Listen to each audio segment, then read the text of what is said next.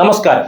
ലോകത്തിലെ ഏറ്റവും വലിയ എണ്ണ നിക്ഷേപമുള്ള രാജ്യങ്ങളിലൊന്നായ വെനിസ്വേല ഇന്ന് അത്യന്തം ഭയാനകമായ ഒരു നയതന്ത്ര പ്രതിസന്ധിയിലൂടെയാണ് കടന്നുപോകുന്നത്. 2026 ജനുവരി ആദ്യവാരത്തിൽ അമേരിക്കൻ സൈന്യം കാരാക്കസിലെ പ്രസിഡന്റ് കൊട്ടാരത്തിൽ നടത്തിയ മിന്നൽ നീക്കവും പ്രസിഡന്റ് നിക്കോളാസ് മഡ്യൂറോയെ പിടികൂടി US കൊണ്ടുപോയതും അന്താരാഷ്ട്ര തലത്തിൽ വലിയ പ്രതിഷേധങ്ങൾക്ക് കാരണമായിട്ടുണ്ട്.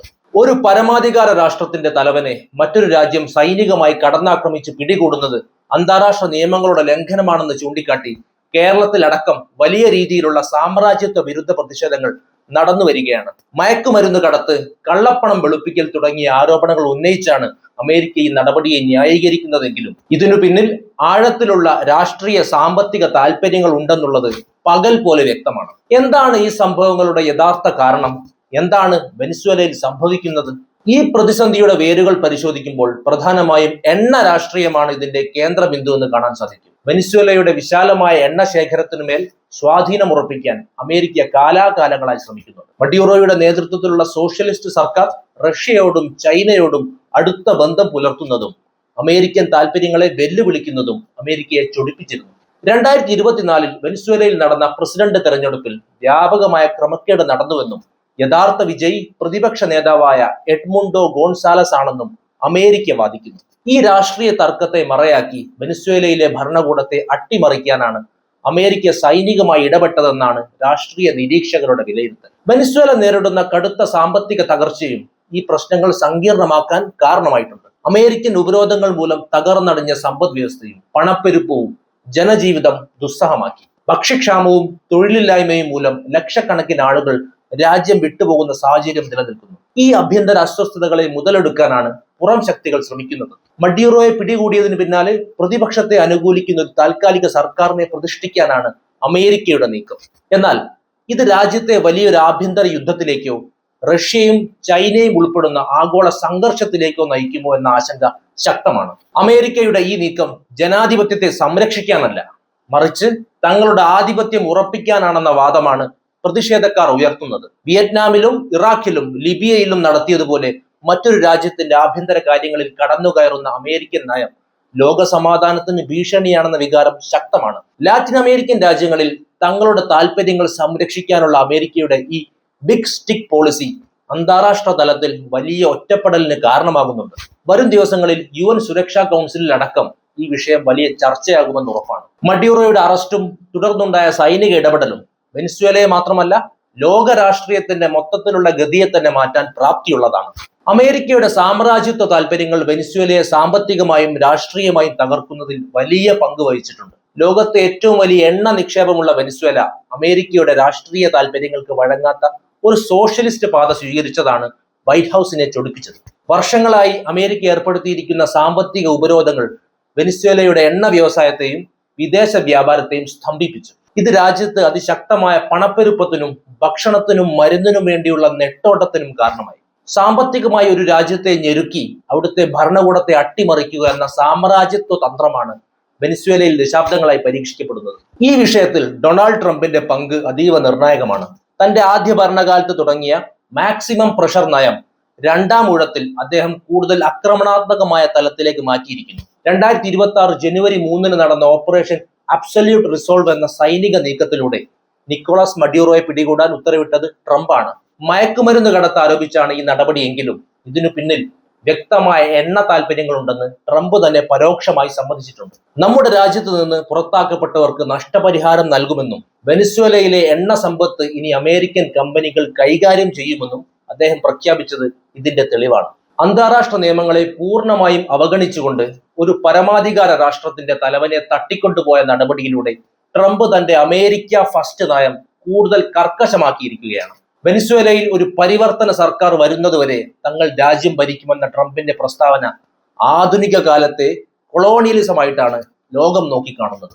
വെനിസ്വേലയെ റഷ്യയുടെയും ചൈനയുടെയും സ്വാധീനത്തിൽ നിന്ന് മോചിപ്പിച്ച് തങ്ങളുടെ നിയന്ത്രണത്തിലുള്ള ഒരു സാമന്ത രാജ്യമാക്കി മാറ്റുക എന്നതാണ് ട്രംപിന്റെയും അമേരിക്കയുടെയും അന്തിമ ലക്ഷ്യം. ഈ നീക്കം ലാറ്റിൻ അമേരിക്കയിൽ മുഴുവൻ അസ്ഥിരതയുണ്ടാക്കുമെന്നും മറ്റൊരു വിയറ്റ്നാമായി വെനിസ്വേല മാറാൻ സാധ്യതയുണ്ടെന്നും നിരീക്ഷകർ മുന്നറിയിപ്പ് നൽകുന്നു.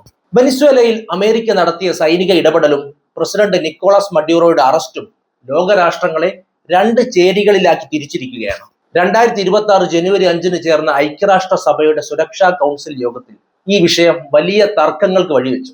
അന്താരാഷ്ട്ര നിയമങ്ങളുടെ ലംഘനമാണ് നടന്നതെന്ന് ഒരു വിഭാഗം വാദിക്കുമ്പോൾ മയക്കുമരുന്ന് കടത്തിനും ഭീകരതയ്ക്കുമെതിരെയുള്ള അനിവാര്യമായ നടപടിയാണിതെന്ന് അമേരിക്കയെ അനുകൂലിക്കുന്നവർ വ്യക്തമാക്കുന്നു. റഷ്യയും ചൈനയുമാണ് അമേരിക്കയുടെ നീക്കത്തെ ഏറ്റവും ശക്തമായി എതിർക്കുന്നത്. ഇതൊരു നഗ്നമായ അധിനിവേശമാണെന്നും ഒരു പരമാധികാര രാജ്യത്തിന്റെ തലവനെ തട്ടിക്കൊണ്ടുപോയത് അംഗീകരിക്കാനാവില്ലെന്നും റഷ്യൻ വിദേശകാര്യ മന്ത്രാലയം പ്രസ്താവിച്ചു. ആഗോളതലത്തിൽ നിയമവിരുദ്ധതയുടെ യുഗത്തിലേക്കുള്ള തിരിച്ചുപോക്കാണിതെന്ന് റഷ്യൻ പ്രതിനിധി സുരക്ഷാ കൗൺസിലിൽ കുറ്റപ്പെടുത്തി. അമേരിക്കൻ മേധാവിത്വത്തിന്റെ അഹങ്കാരമാണ് വെനിസ്വേലയിൽ കണ്ടതെന്നും ഒരു രാജ്യത്തിനും ലോകത്തിന്റെ പോലീസാകാൻ അവകാശമില്ലെന്നുമാണ് ചൈനയുടെ നിലപാട്. ഇറാൻ, ക്യൂബ, ഉത്തര കൊറിയ എന്നീ രാജ്യങ്ങളും അമേരിക്കയുടെ നടപടിയെ കടുത്ത ഭാഷയിൽ അപലപിച്ചു. ലാറ്റിൻ അമേരിക്കൻ രാജ്യങ്ങൾക്കിടയിലും ഈ സൈനിക നീക്കം വലിയ ആശങ്ക സൃഷ്ടിച്ചിട്ടുണ്ട്. ബ്രസീൽ, മെക്സിക്കോ, കൊളംബിയ, ചിലി തുടങ്ങിയ രാജ്യങ്ങൾ സംയുക്ത പ്രസ്താവനയിലൂടെ തങ്ങളുടെ വിയോജിപ്പ് അറിയിച്ചു. ജനാധിപത്യം സംരക്ഷിക്കപ്പെടേണ്ടത് സമാധാനപരമായ ചർച്ചകളിലൂടെ ആകണമെന്നും അല്ലാതെ സൈനിക ശക്തി ഉപയോഗിച്ചാകരുതെന്നും Brazil president Lula da Silva വ്യക്തമാക്കി. മേഖലയുടെ സമാധാന അന്തരീക്ഷത്തെ ഈ നീക്കം തകർക്കുമെന്ന് ഈ രാജ്യങ്ങൾ ഭയപ്പെടുന്നു. എന്നാൽ അർജന്റീന, ഇസ്രായേൽ തുടങ്ങിയ രാജ്യങ്ങൾ ട്രംപിന്റെ നടപടിയെ സ്വാഗതം ചെയ്തു. മഡ്യൂറോയുടെ സ്വേച്ഛാധിപത്യ ഭരണത്തിൽ നിന്ന് വെനിസ്വേലയെ മോചിപ്പിക്കാനുള്ള നിർണായക ചുവടുവെപ്പാണിതെന്നും ഇസ്രായേൽ പ്രധാനമന്ത്രി ബെഞ്ചമിൻ നെതന്യാഹു പ്രതികരിച്ചു. യൂറോപ്യൻ രാജ്യങ്ങൾ ഈ വിഷയത്തിൽ കുറച്ചുകൂടി ജാഗ്രതയോടെയുള്ള നിലപാടാണ് സ്വീകരിക്കുന്നത്. ബ്രിട്ടനും ഫ്രാൻസും മഡ്യൂറോയുടെ ഭരണത്തെ അംഗീകരിക്കുന്നില്ലെങ്കിലും അന്താരാഷ്ട്ര നിയമങ്ങൾ പാലിക്കപ്പെടേണ്ടതിന്റെ പ്രാധാന്യം ഊന്നിപ്പറയുന്നു. ഐക്യരാഷ്ട്ര സഭാ സെക്രട്ടറി ജനറൽ അന്റോണിയോ ഗുട്ടറസ് ഈ സംഭവത്തിൽ അതീവ ആശങ്ക രേഖപ്പെടുത്തിയിട്ടുണ്ട്. ഇത് ലോകക്രമത്തിൽ അപകടകരമായ ഒരു കീഴ്വഴക്കം സൃഷ്ടിക്കുമെന്നും വെനിസ്വേലയിൽ കൂടുതൽ അസ്ഥിരതയുണ്ടാക്കുമെന്നും അദ്ദേഹം മുന്നറിയിപ്പ് നൽകി. ഉപരോധങ്ങളും സൈനിക നീക്കങ്ങളും സാധാരണ ജനങ്ങളുടെ ദുരിതം വർദ്ധിപ്പിക്കുമെന്ന് ആംനസ്റ്റി ഇന്റർനാഷണൽ ഉൾപ്പെടെയുള്ള മനുഷ്യാവകാശ സംഘടനകളും ചൂണ്ടിക്കാട്ടുന്നു. ഭൂമിശാസ്ത്രപരമായ കാരണങ്ങളാൽ നെതർലാൻഡ്സ് പോലെയുള്ള രാജ്യങ്ങൾ സ്ഥിതിഗതികൾ നിരീക്ഷിച്ചു വരികയാണ്. ചുരുക്കത്തിൽ ട്രംപിന്റെ ഈ സാഹസിക നീക്കം ലോകത്തെ വീണ്ടും ഒരു ശീതയുദ്ധ സമാനമായ അന്തരീക്ഷത്തിലേക്ക് തള്ളിയിട്ടിരിക്കുകയാണ്. എണ്ണ വിപണിയും ആഗോള രാഷ്ട്രീയവും വരും ദിവസങ്ങളിൽ ഈ ചേരിതിരിവിനെ അടിസ്ഥാനമാക്കിയായിരിക്കും ചലിക്കുക. അമേരിക്കയുടെ ലാറ്റിൻ അമേരിക്കൻ നയത്തിന്റെ ചരിത്രം പരിശോധിക്കുമ്പോൾ അടിസ്ഥാനം 1823 പ്രഖ്യാപിക്കപ്പെട്ട മൺട്രോ ഡോക്ട്രിൻ ആണെന്ന് മനസ്സിലാക്കാം. പടിഞ്ഞാറൻ അർദ്ധഗോളത്തിൽ യൂറോപ്യൻ ശക്തികളുടെ ഇടപെടൽ അനുവദിക്കില്ലെന്നും ഈ പ്രദേശം അമേരിക്കയുടെ സ്വാധീന മേഖലയാണെന്നും ഇതിലൂടെ US പ്രഖ്യാപിച്ചു. കാലക്രമേണ ലാറ്റിൻ അമേരിക്കൻ രാജ്യങ്ങളിലെ ഭരണകൂടങ്ങളെ തങ്ങളുടെ താല്പര്യങ്ങൾക്കനുസരിച്ച് നിയന്ത്രിക്കാനുള്ള ഒരു ആയുധമായി അമേരിക്ക ഈ നയത്തെ മാറ്റി. വെനിസ്വേലയിലെ എണ്ണ നിക്ഷേപം കണ്ടെത്തിയതോടെ ആ വിഭവത്തിനുമേൽ നിയന്ത്രണം ഉറപ്പാക്കുക എന്നത് അമേരിക്കയുടെ തന്ത്രപ്രധാനമായ ഒരു ലക്ഷ്യമായി മാറി. 1999 ഹ്യൂഗോ ഷാവേസ് വെനിസ്വേലയുടെ പ്രസിഡന്റ് ആയതോടെയാണ് അമേരിക്കയുമായുള്ള ബന്ധം കടുത്ത ശത്രുതയിലേക്ക് നീങ്ങിയത്. ഷാവേസ് മുന്നോട്ട് വെച്ച ബൊളീവിയൻ വിപ്ലവം അമേരിക്കൻ സാമ്രാജ്യത്വത്തിന് നേരെയുള്ള വെല്ലുവിളിയായിരുന്നു. വെനിസ്വേലയുടെ എണ്ണ കമ്പനിയായ PDVSA ദേശീയസാൽക്കരിച്ച അദ്ദേഹം ലാഭവീതം സാധാരണക്കാരുടെ വിദ്യാഭ്യാസത്തിനും ആരോഗ്യത്തിനുമായി ചെലവഴിക്കാൻ തുടങ്ങി. ഇത് അമേരിക്കൻ എണ്ണ കമ്പനികളുടെ ലാഭത്തെ ബാധിച്ചു. 2002 ഷാവേസിനെ അട്ടിമറിക്കാൻ നടന്ന പരാജയപ്പെട്ട സൈനിക നീക്കത്തിന് പിന്നിൽ അമേരിക്കയാണെന്ന് വെനിസ്വേല ആരോപിച്ചിരുന്നു. ക്യൂബയോടും റഷ്യയോടും ചൈനയോടും ഷാവേസ് പുലർത്തിയ സൗഹൃദം അമേരിക്കയെ കൂടുതൽ പ്രകോപിപ്പിച്ചു. 2013 ഷാവേസിന്റെ മരണശേഷം നിക്കോളസ് മഡ്യൂറോ അധികാരമേറ്റതോടെ അമേരിക്ക സമ്മർദ്ദം ശക്തമാക്കി. 2017 മുതൽ അമേരിക്ക ഏർപ്പെടുത്തിയ കടുത്ത സാമ്പത്തിക ഉപരോധങ്ങൾ വെനിസ്വേലയുടെ സമ്പദ് വ്യവസ്ഥയെ തകർത്തു. എണ്ണ വിൽക്കാനോ വിദേശ രാജ്യങ്ങളിൽ നിന്ന് അവശ്യ വസ്തുക്കൾ ഇറക്കുമതി ചെയ്യാനോ കഴിയാത്ത സാഹചര്യം സൃഷ്ടിക്കപ്പെട്ടു.